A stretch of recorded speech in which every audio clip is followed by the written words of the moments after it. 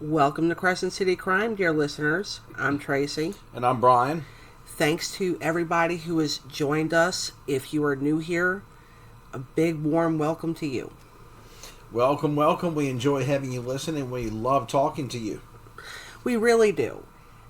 All of our social media links will be in the show notes, so you can just click and join on whichever platform you want to follow us on. A special reminder that since we do upload to YouTube, any likes, comments, subscriptions is deeply appreciated. So if you are listening to this on YouTube, hit that like and subscribe button, just like how everybody else asks you to. But we're also asking you to do that too. Please and thank you. It's also free, just like many other podcasts. Yes, you will not have to pay to listen to the majority of the show. However, we do have a Patreon, and it'll be on Saturday. We're going to release our next Patreon episode, and alongside this episode today is going to be Crescent City Crime Goes South. Make sure that you look for that. It'll be kind of, Netflix style, one right after the other, when you refresh the feed for this podcast. And we always appreciate word of mouth, so make sure that you tell your friends, but also tell your enemies, especially your enemies. Yes. Wouldn't that be funny, though, if in real life, instead of just arguing with your enemies in real life, like, you just shout recommendations at them? Yes. Oh, yes. Mm-hmm. Like a constructive way to engage your enemies. Listen to Crescent City Crime. Watch Star Wars. Live long and prosper. Right after you say watch Star Wars, say live long and prosper. That's mostly logical, Captain. Ratings and reviews are always appreciated as well, whichever podcasting platform that you listen to us on. And make sure that you are subscribed to us wherever you would like to be, because we are everywhere. So, it is still Pride Month. It is almost the ending of Pride Month, actually. And I really hope that everybody who celebrates, participates, or if you have a loved one who this is a special month for, we really hope that you had a nice one. Yes, me too. And for everyone who's celebrating Pride Month, be supportive. Tell them Happy Pride. Help them celebrate who they are, because that's all it's about. It's just simply celebrating who they are. And tell them that you love them. That's very important. Yes. Tell them that you love them. Just keep in mind, even if you're not gay, being close to someone who is gay and being supportive of them is not going to make you gay in any stretch of the imagination. And this could be, your coworker, could be your child, could be one of your best friends. You never know. And the whole point is to get them to feel comfortable with telling you this. Like they have to be comfortable to tell you that I am like this. So be that person. Yes, be supportive, and don't forget that, just like, for example, just because someone likes something you don't like, or is into something you don't like or particularly care for, it's not a reflection of your moral failings. I really feel like, I don't mean to jump in here. Actually, no, I do. I lied. I did mean to jump in. I just feel like a lot of people feel like if you don't like something that they like, they feel like it's a moral failing of some kind on their part. Well, it's really not. You're allowed to dislike things. But where you should always draw the line is this going to violate somebody's human rights? And if it does, don't be for that thing. Exactly. Mm-hmm. And I also want to say that every transgender affirming care ban has been struck down by state courts, state Supreme Courts, and federal courts. So it's looking like I'm crossing my fingers and I'm cautiously knocking on wood that this is an indication that this slew of bills have no legs. They don't hold water. At least one federal judge has basically said, I'm kind of paraphrasing, that one of the wonderful things about this country is just because someone's into something that you consider to be weird, it does not mean that it is illegal or immoral. Exactly. And part of what we're going to get into today is how a lot of these ideas that gay people, transgender people, etc., these types of people were around long before we ever even came to this country. Long before colonization was ever a thing. Native tribes had their own systems, their own beliefs, the way that things worked. And as a matter of fact, Native Americans had established their own belief systems concerning gender fluid individuals in same-sex relationships. They have something called two-spirit people. These are people who encompass male, female, and intersex individuals. They held a distinct and alternative gender status within their tribes. They engaged in specialized work roles and excelled in activities that were usually associated with the opposite sex. Two-spirit identity was more often considered a result of supernatural intervention and was sanctioned by tribal mythology. And two-spirit individuals played important religious roles as healers, shamans, and ceremonial leaders. So, essentially, transgender people were revered and elevated in these societies. So, it's further proof that accepting someone who is different from you is not such a bad thing, and it's actually easier than you think it is. It is a lot easier than you think it is. Same-sex relationships were a common occurrence amongst two-spirit individuals. They formed emotional and sexual connections with non-two-spirit members of their own sex. They had long and short-term relationships.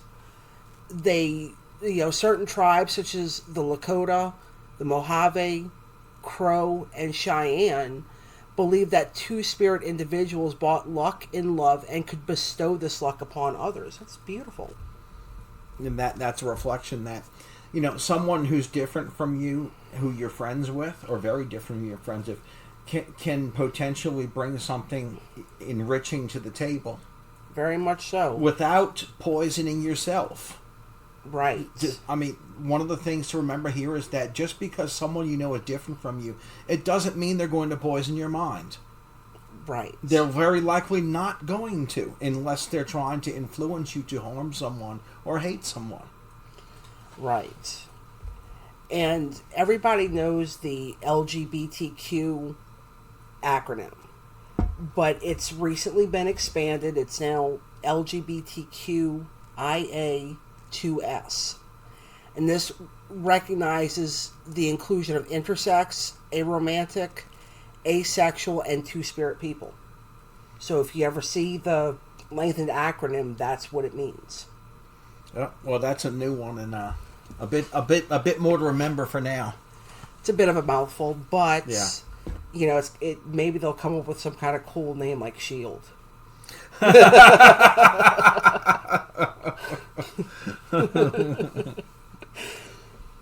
So that was, way before Louisiana was Louisiana, way before America was America, way before even New Orleans was founded. This was the law of the land regarding gay people, queer people, transgender people.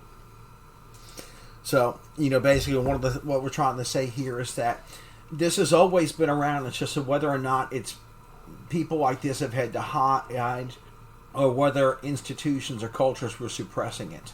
Right. And I believe in one of the episodes during last Pride Month, I believe I mentioned that the laws that were against same-sex relations weren't even in place until I think 1805 in Louisiana.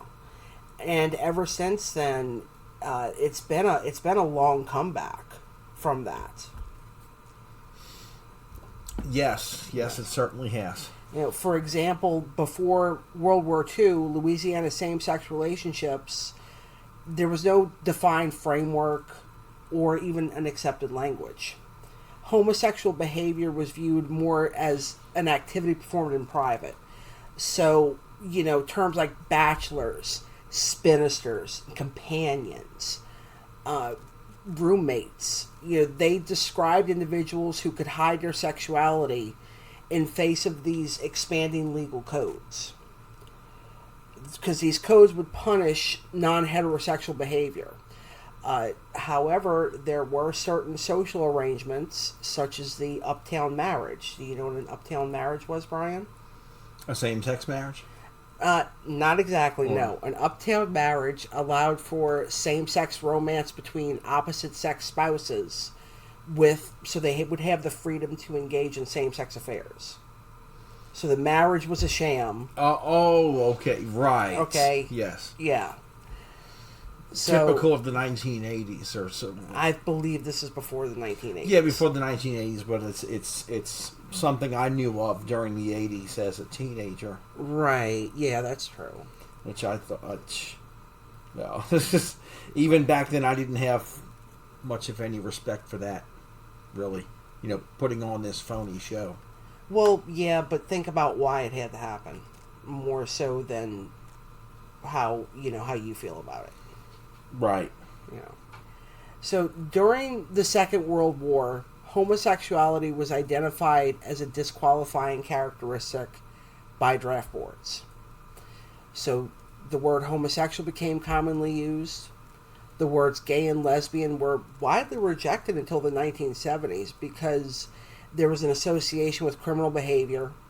Newspapers used terms like cross-dresser, transsexual, and the word queer.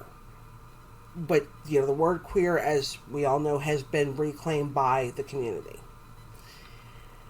Louisiana's earliest gay history is documented through criminal records of flagrant offenses. These acts were deemed a detestable and abominable crime against nature. This was under English common law. So we go from these people are revered in Native American traditions to this is wrong and immoral once the English came over and colonized America. And I wouldn't be surprised if a closet homosexual from the time hadn't uttered those same words. Probably so. Quite possibly, maybe even the loudest proponents of it may have been, in the closet. Right. At the time, of course. Just to, throw smoke, cover themselves. Well, the discrimination and stigma surrounded gay people, with victims often being outside the law's protection. Acts of violence against queer individuals often went unpunished, and this, of course, fed into a climate of, hatred, fear, and discrimination. Yes, yes. So the post-war era saw the passage of laws against queer individuals fueled by anti-communist hysteria. These laws targeted gay and lesbian individuals, which led to the firing of immoral workers, arrest of customers in immoral establishments, eviction of gay tenants, and property seizures. Arrests for such offenses resulted in unwanted publicity, leading, to termination of employment and, of course, social isolation. And the problem with having a system that can do this to someone who is, quote, gay, is that the system can be very easily abused, and obviously was, as all someone who hates you or has a different type of disagreement entirely with you, all they have to say is, oh, well, he's gay. Right. And then move on to infringe upon that person's rights, take their property away. Yeah. You can't have a system that can be allowed to do such a thing because it's just ripe for abuse. A system that allows tyranny against one group of people can be used as a system of tyranny against all groups of people. Yeah, it's like that poem, first they came for this group of people, but I didn't speak out because I wasn't that person. And then, of course, the end of the poem is, then they came for me. Is by the time I got off my ass, they were at my door. Yeah, pretty much. And yeah. my gun was in the safe. Okay, so the post-war era saw the passage of laws, but okay, so despite the challenges and opposition, queer culture still thrived in New Orleans. Popular gay bars like Dixie's Bar of Music and Cafe Lafitte in Exile provided safe spaces for them. Private clubs and organizations such as the Crew of Yuga and the Steamboat Club allowed for socialization and networking, but it needs to be pointed out that these clubs and bars were still segregated. Yeah. Okay. Yeah. Just a side note, one of the newer ones is called Good Friends. Ah, okay. But for example, what I was getting at also about the segregation is that black queer culture, any sort of history of it, is not really as well known as it should be. Very little record exists of this because a lot of the gatherings for black gay people, black lesbians, etc., were done in private homes. It was largely denied. It was denied by the black community in general, suppressed. As a teenager, I was actually naive enough at the time to believe the line that there's no such a thing as gay people in the black community. Mm. And it feels like that even still now. It feels like that gay people of color they're still fighting a longer battle. It's true, but it's been easier for them to be out in the open. It has been, but it still feels like they're not as visible as and they were white people. Now, on the television production, the New Orleans-based production of Queer as Folk, queer people of color were out front.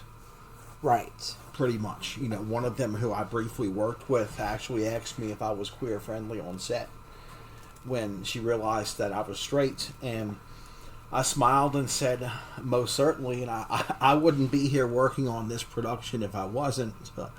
Right. Yeah. It was a good experience overall, and actually one of the friendlier production crews. Just was one example. Normally evening time when a production crew orders pizza, it's only for the people who are literally on the production crew. Assistants, lighting people, electrical people, camera people, etc. But when Queer as Folk ordered pizza, it was literally for everyone, including the extras. Ah.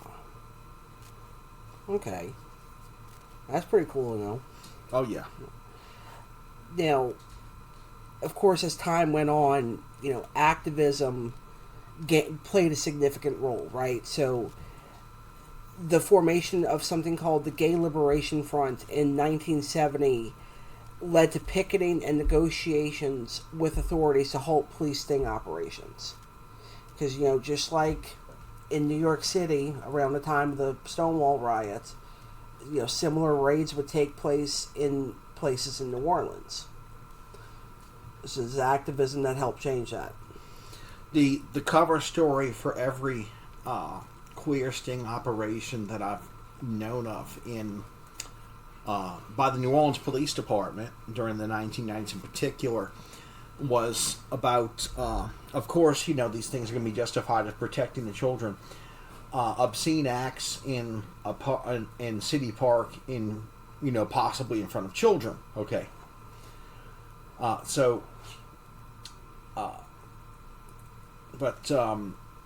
Now obviously any obscene act that should be intimate in a private setting in general shouldn't be performed in a public park in front of anybody.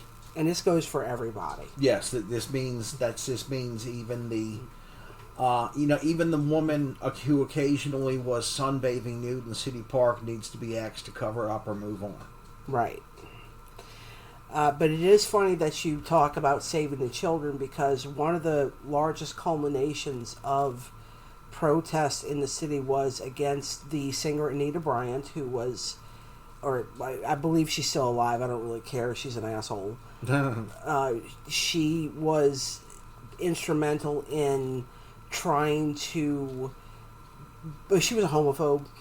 Okay, so she would use her platform. She called it Save the Children. She tried to help have laws passed against gay people, etc., etc. But in 1977, it was announced that she was coming down here to give a concert. It was a large protest reports range from in between 1,500 to about 3,000 people protesting at Jackson Square against Anita Bryant. So that was a thing that happened, and it has nothing to do with saving the children, Anita Bryant. Should you ever listen to this? No, it doesn't. The gay community is not interested in your children. More like certain middle-aged white men who are perverts are more interested in your children in general.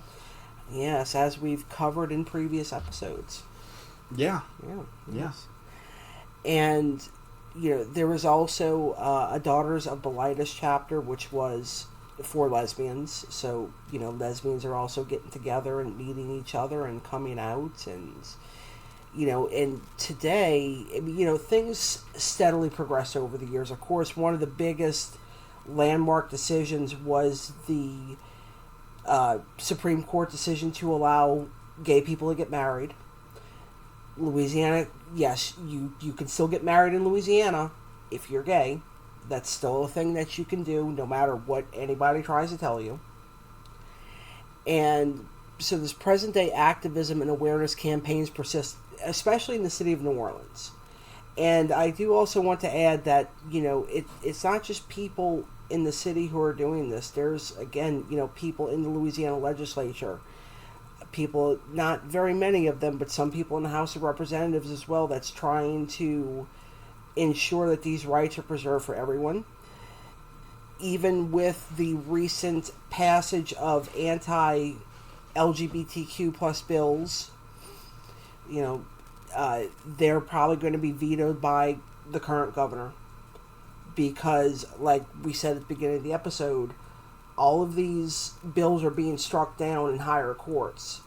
And no matter how some people might feel about John Bel Edwards, and I certainly have a lot of feelings about him, he at least seems to be aware enough that it would be useless to sign these bills into law. Well, it would go against his political Democratic Party as well to do so. Yeah. Largely, the bills are nothing more than fundraisers for their sponsors and anyone who actually voted for them. Many of those people are lawyers, and they know darn good and well that even if any of this stuff would become a law, it would be struck down, and more time wasted in our courts, and a frivolity for the most part. Just as many of these lawmakers who even voted for this garbage, they're in no mood for a veto override session. It doesn't look like there will be a veto override session. At the very least, there shouldn't be one, because this costs Louisiana taxpayers money. It's not free to have a veto override session. And yes, and speaking of, I do want to bring this up. It also looks like, so I did mention several episodes ago that a chance to outlaw the death penalty in Louisiana was brought up, but that bill was killed in committee, so it's probably not going to happen. However, Governor John Bel Edwards is exploring the possibility, at least, of commuting the sentences of people on death row. There's still trouble carrying out executions due to reasons that have been listed out before. Lawsuits, drug companies don't want their names associated with the death penalty, and all that kind of thing.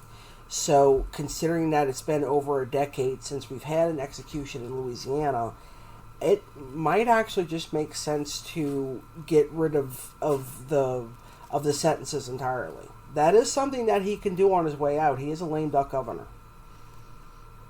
Yes, we either...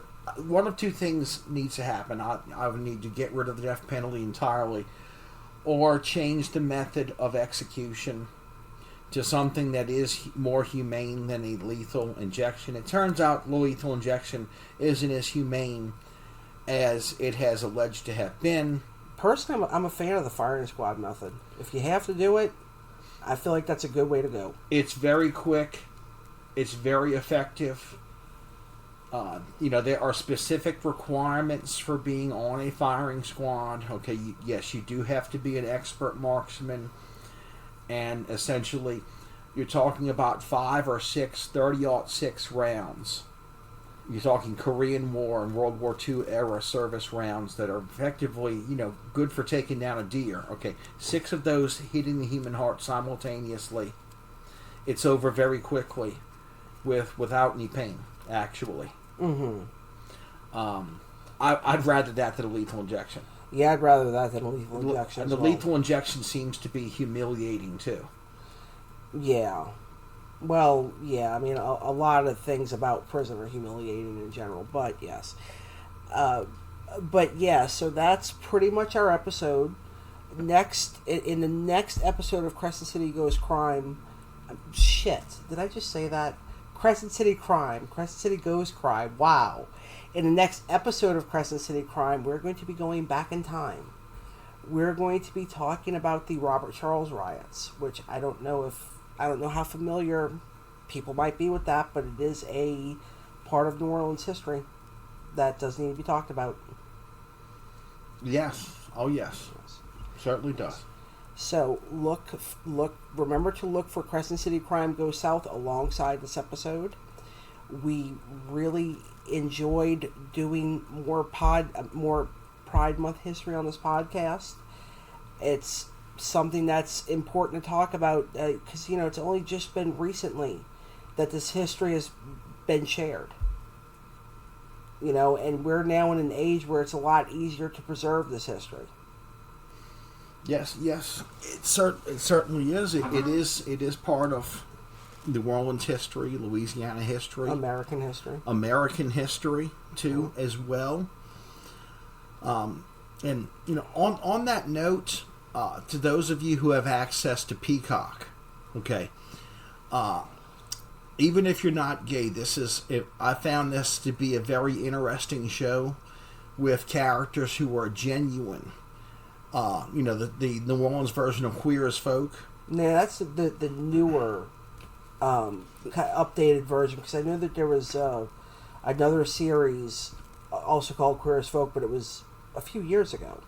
It was a Philadelphia-based one, I believe, and there was a one based in England too as well. Okay. This one's based in New Orleans. It's 100% filmed in New Orleans scenery and everything, to include the Mardi Gras episode, which is, I believe it was like the last episode of the season, which is formed on Elysian Fields. An area of Elysian Fields that does sometimes, there's occasional parade route that was very well done. Somewhere in there, in that episode, I can be seen in one of Tracy's purple dresses with a wig that was clipped to my head by wardrobe, which, I had to put up with some... What color was the wig? I believe it was light blue. Okay. And, I had to put up with some discomfort because they had to pin it. They had to use a bunch of pins to keep it in my hair. So, I just told myself, you're Marine. You can put up with discomfort. Hey, stay calm and keep posing for the camera. I just need to point out, though, that drag queens who wear wigs pinned to their heads, they do it. And let me tell you, they do that so the wigs don't fly off when you're performing. It took almost 30 minutes for hair and makeup to get me ready after I even got the dress approved. Yeah, so now along with the shoes. So now maybe more people will understand just how long it can take a drag queen to get ready. Oh well, you had a small taste of that. The proverbial drag queens had to be there before the actors. So yeah, because they took much longer to get ready than anybody. Because their makeup always looks so great. Yeah, in the dress, in the hair and makeup area, I caught a glimpse of just how much it takes for a drag queen to get ready. Was it like a big for a show? Like were these like big cosmetic chests on wheels that they were dragging out? Yes. Yeah. A bit of luggage on wheels and. Was there suit, like racks of clothing? Yes. Those suit carriers. Oh, okay. Like garment bags. Yeah, garment bags. Okay, tons of garment bags. Okay, lots of work goes into getting ready for a drag show or even a drag queen who's on a TV show. Okay. Now I was in several episodes of Queer as Folk. It's the only television show where I was actually recurring. At least so far. Yeah, so far. Although National Treasure is, I'm somewhat recurring as one of the FBI agents in the background. You're a blur in the background. Yeah, I'm a blur in the background playing at my desk, but it was in 2 or 3 episodes of that. But in Queer as Folk, I'm probably in like 4 different episodes. I'm in the Babylon Club before the shooting that takes place in the club, where I can be seen another one of your dresses, but with a purple turban on. At one point, right. I'm sure you can see my head with a purple turban. Now, other episodes where there's candlelight vigils and city hall vigils, a city hall vigil, I can be seen dressed in regular clothing in the crowd, or say sitting down at the city hall vigil.